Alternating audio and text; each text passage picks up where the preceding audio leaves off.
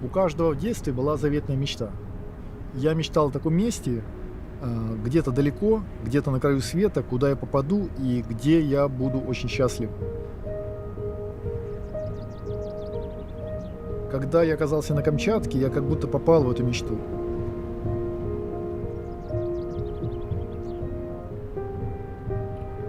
Я ходил и не верил. Мне казалось, что я не существую, что я нахожусь во сне.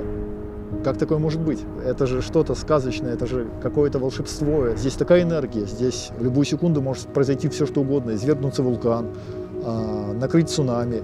Здесь может съесть медведь.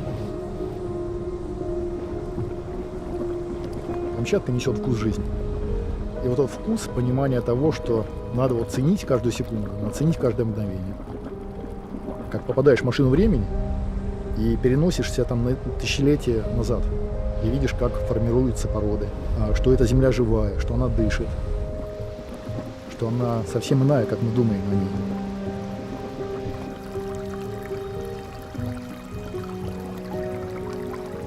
То есть это некий рай, который существовал десятки тысяч лет назад, есть полное доверие. То есть животные там не испытывают никакого страха к человеку. Они подходят и хотят общаться. Приходят, смотрят, наблюдают за нами. Люди там не охотились на них столетиями. И, соответственно, у них не прописан страх.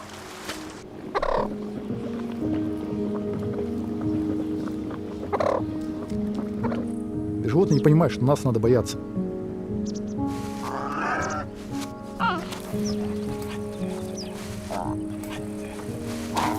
И вот это вот уникальная ситуация. И хотелось бы, чтобы такие места не сохранились как заповедник для нас. Потому что вот такого не найти больше нигде в мире.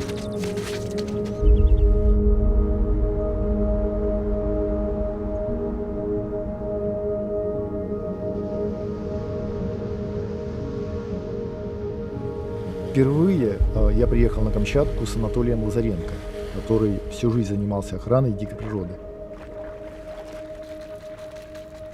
Нас пригласил Тихон Шпилинок. Тихон только что стал начальником охраны Карнотского заповедника и пытался остановить браконьерство. Ну, когда мы начали вот это вот работать, когда мы увидели вот эти масштабы на озере, которые сети там мы изъяли там километрами, везде следы, везде эта рыба валяется шкеренная, мы просто поражены были. Жалко, что такой ресурс просто.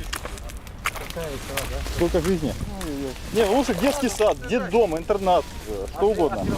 Септиков дофига, да? Септиков, соли, блин. Да. Лучше не ешь, отравиться. Отравиться можно, блин. Нерка чем интересна? Тем, что на ней строится вся экономика юга Камчатки. Все как бы завязано на нерке. Нерка — это как кровь, которая несет жизнь, которая своей смертью дает возможность всему существовать.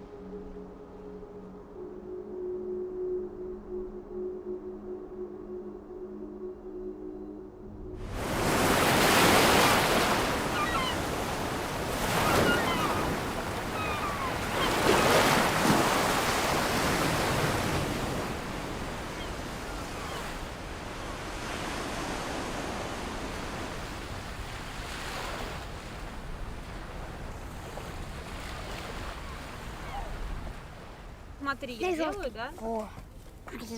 Да все, уже не надо. Не-не-не, я просто тебе показываю, что вот А, у да? тебя, А у если тебя- даже ты делаешь так, как ты начала, да? А, Только ну, ты не хочешь. бойся, бери побольше водички, добавляй сюда в крас. Рожу. Дай. Рожу не надо. Вот это?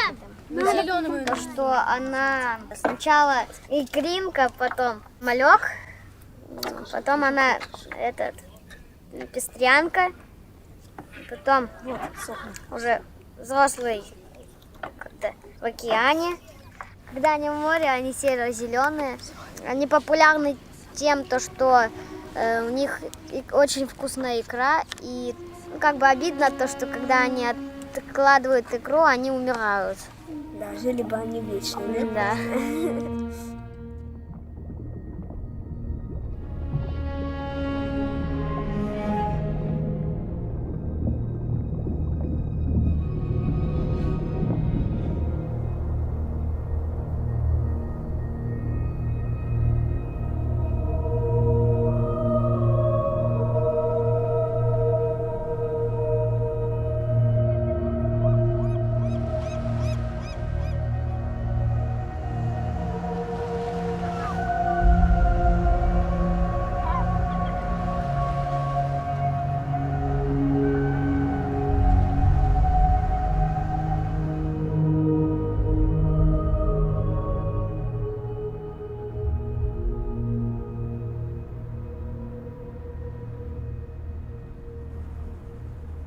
Меня зовут Муратов Дмитрий. Мне 13 лет, я учусь в школе, и я живу в поселке Озерновском на Камчатке. Я рыбачу много лет, я занимаюсь этим. Мы шкерим рыбу, достаем оттуда все питательное, нужное. Остальное мы отдаем собакам, они это едят, как бы. И вот за много лет опыта я этому научился. Основные знания мы берем с речки. Наши деды, наши отцы нам все рассказывают. В общем, мы сами ловим. Вот так вот.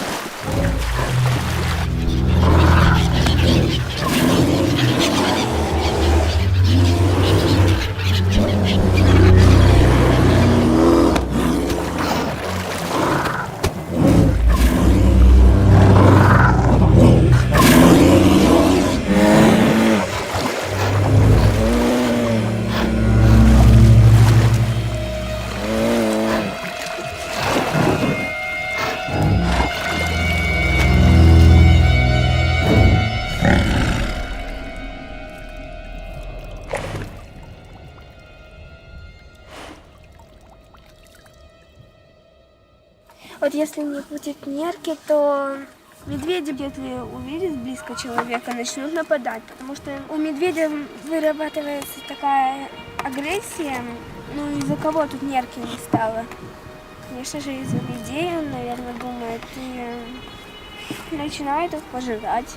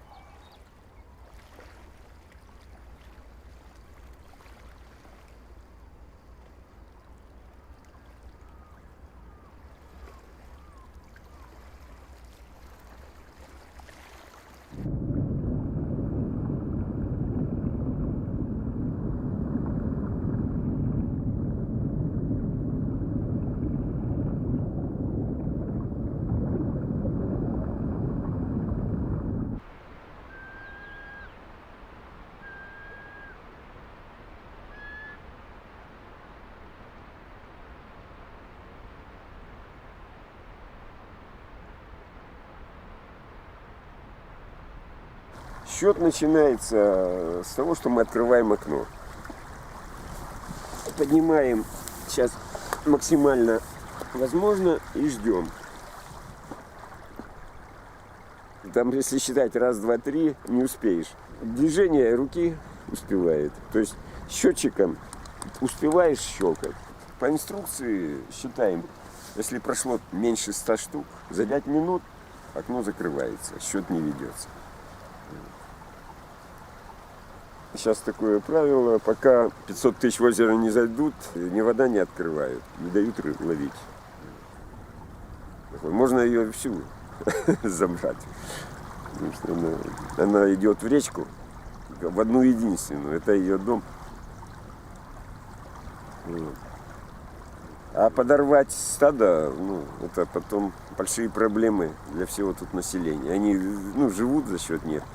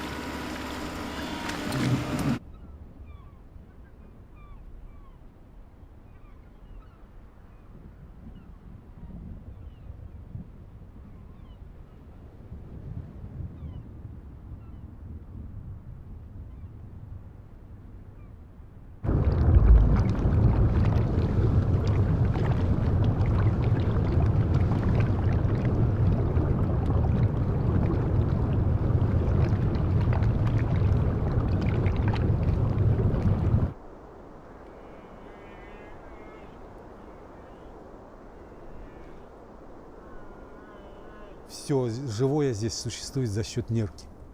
Просто вот несет жизнь, приносите в это озеро, запускаете эту всю цепочку жизни, и все пользуются этим. И она никакой отдачи не требует, ничего она не хочет. Она просто вот приносит вот эту энергию.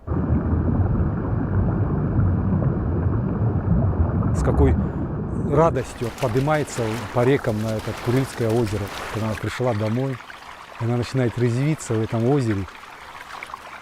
Это на самом деле она начинает прыгать, выпрыгивать, друг за другом плавает.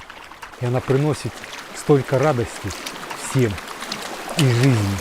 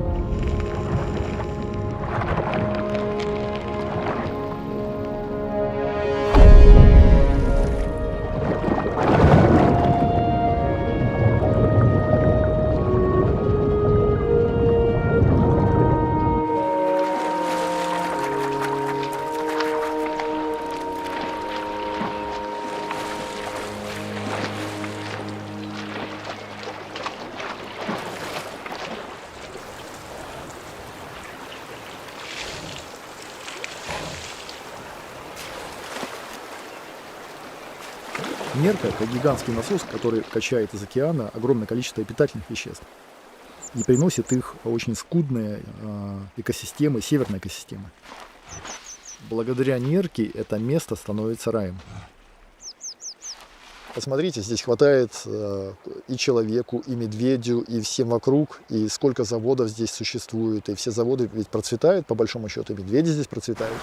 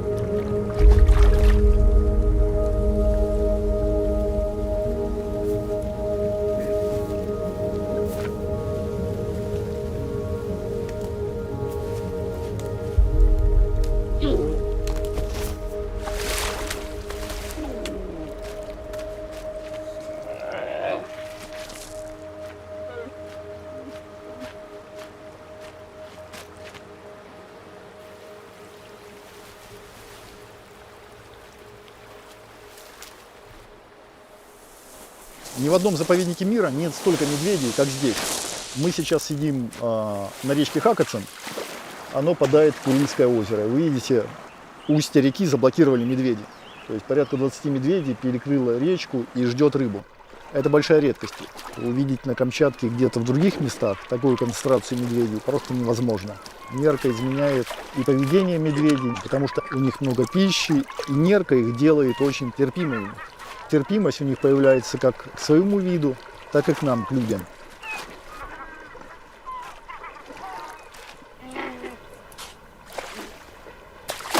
Когда все сыты медведи, происходит уже здесь у них там и игры, и какие-то вот такие взаимодействия, и детские садики медведицы объединяют, когда там собирается много медвежат, они играют между собой.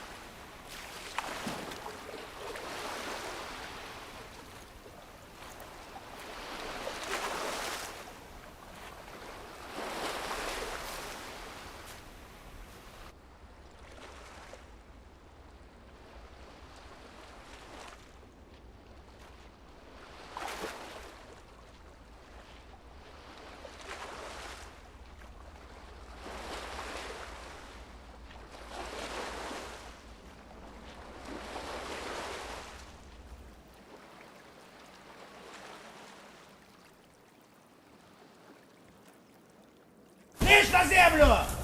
Руки за голову! Все ножи достаньте. У кого ножи есть, все доставаем ножи. Куда ты встал? Нож доставай. В 2000 году на Курильском озере была огромная проблема с браконьерством.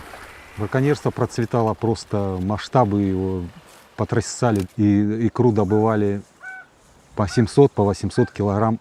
Одна бригада могла добыть. Это 5-6 человек. А теперь прикинем, сколько бригад здесь было. Здесь 7-8 бригад могло за одну ночь находиться и добывать. Сами понимаете, какой масштаб. Ни хрена себе масштабы, а? Все сетками забито. Это ж безумие просто. Вот это да. Откуда икра, происхождение ее? Откуда она? Нет. В 2007 году назначили замдиректора по охране Тихона Шпиленка. Совсем еще юный, совсем молодой парень, 26 лет. У него было огромное желание изменить что-то на Курильском озере. Он когда окунулся в эту систему здесь, понял, что просто так ничего не получится быстро сделать. Но у него были очень большие амбиции и желания, и вера в то, что все-таки можно что-то изменить.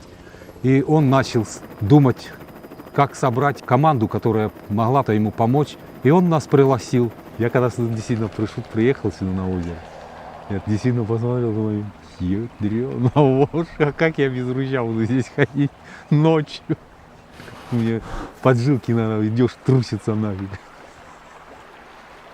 Это дура это. Ты фальшь хочешь денег.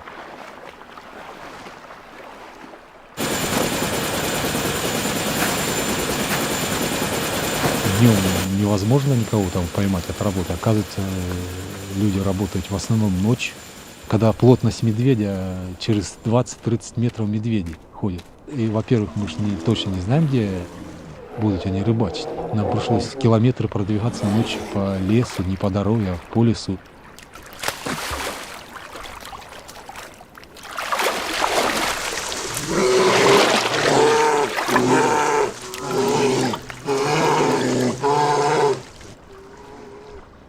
Вышли на вело, где можно было наблюдать более-менее речку. И мы увидели где-то около километра ниже нас фонарики на речке. Ну, ясно было, что это не туристы ходят, а люди, которые добывают икру. Когда подошли ближе к ним, мы заметили, что мешки лежат, лодки стоят. Мы-то не светили фонарями, а вот они ходят по берегу, светят. Нам было видно, что они собирают сеть, и в этот момент завели мотор лодки. И мы решили их брать. Мы быстро подбежали к ним, представились. Некоторые упали в воду. Мы их начали помогать им вылазить с воды. А было уже холодно, мороз был. Пришлось еще и костер им разжечь. Чаем их поить. Люди перепугались. Самим пришлось просто сидеть до утра на морозе. Смотреть, следить за всем, что медведи подходили, пытались у нас икру отнять с мешками. Ну, а потом уже утром прилетел вертолет, и все наши похождения закончились.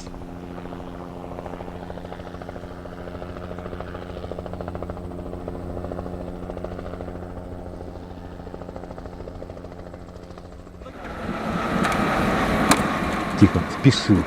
Все меньше и меньше остается времени. Я с ним уже разговаривал, тихо. Я понимаю, у тебя столько этой энергии. Но люди за тобой не поспевают. Я не понимаю, как парень мог в 26 лет это все поднять, взвалить на себя. И, ну, практически он был в то время один. Это не просто взять какой-то раз и передвинуть камень, да?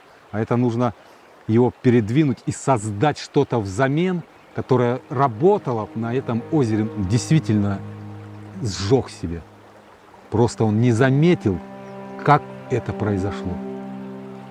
Можно представить себе вот Нерку и его, что Нерка приходит в озеро через 5-6 лет, отнерестилась, дала потомство и умерла. Чтобы дальше продолжался род ее, чтобы озеро существовало, медведи были, орланы летали. Вот так и тихо, мне кажется.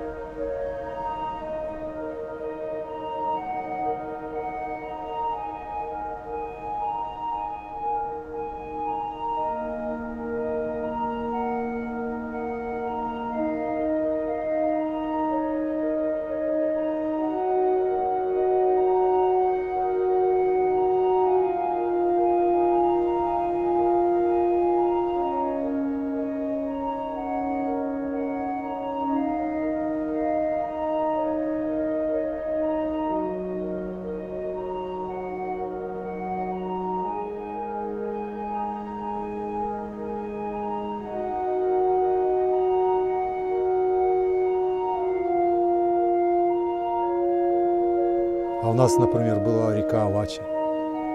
Она же была изобилием, полная река изобилия рыбы. И горбуша, и кита, и чевыча у нас, все там было в полном изобилии.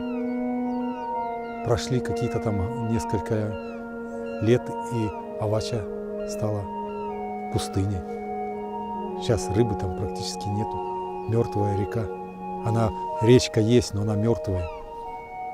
Поэтому нам как-то нужно думать, если озерную мы речку потеряем, это будет страшно, это не река. У нас еще озеро там. Мы потеряем само озеро, не только реку. Мы популяцию медведя здесь потеряем. И со стороны заказника, если браконьерство будет продолжаться где-то, если мы его сейчас оставим, скажем, да ладно, все, куда она там денется. Также и неразумная добыча от промышленников, которые вылавливают эту рыбу. То же самое может произойти непоправимое. Нужно думать об этом, что мир, он все-таки очень хрупкий, и в один прекрасный момент мы можем все это потерять.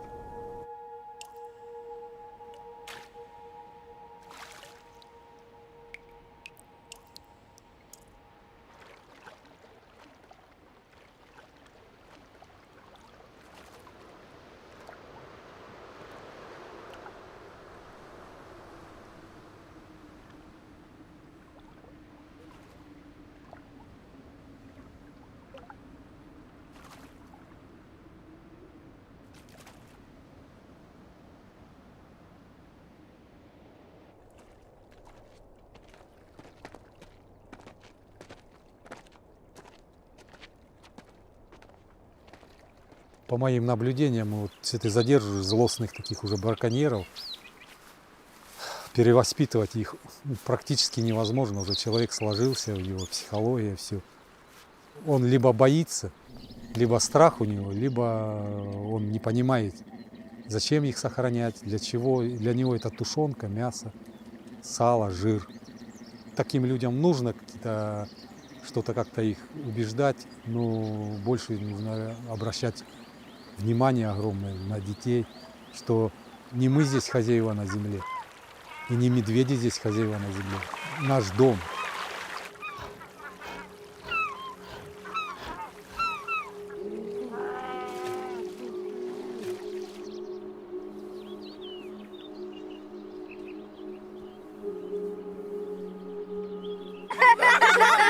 Вверх, вниз, вверх, вниз, вверх. Вправо, влево. Чему? Объясни. Окей. Они хотят управлять, не разговаривать. Вы умеете подальше разговаривать? Какие еще слова? Everybody up. Everybody look up. Плиз дрон. Everybody look up.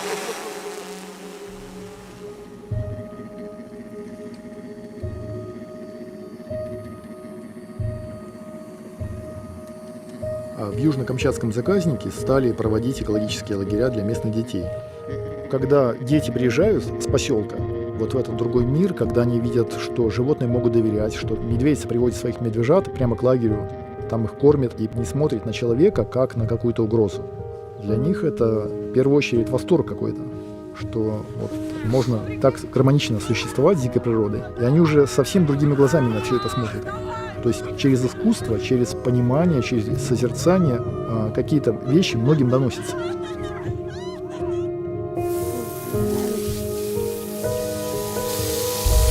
Все равно это зернышко посажено, и когда он взрастет, мы не знаем.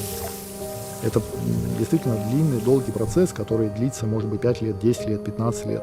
Но что всходы будут, это уж точно. Потому что вот такая доброта и отношения хорошие, оно заложено в каждом человеке.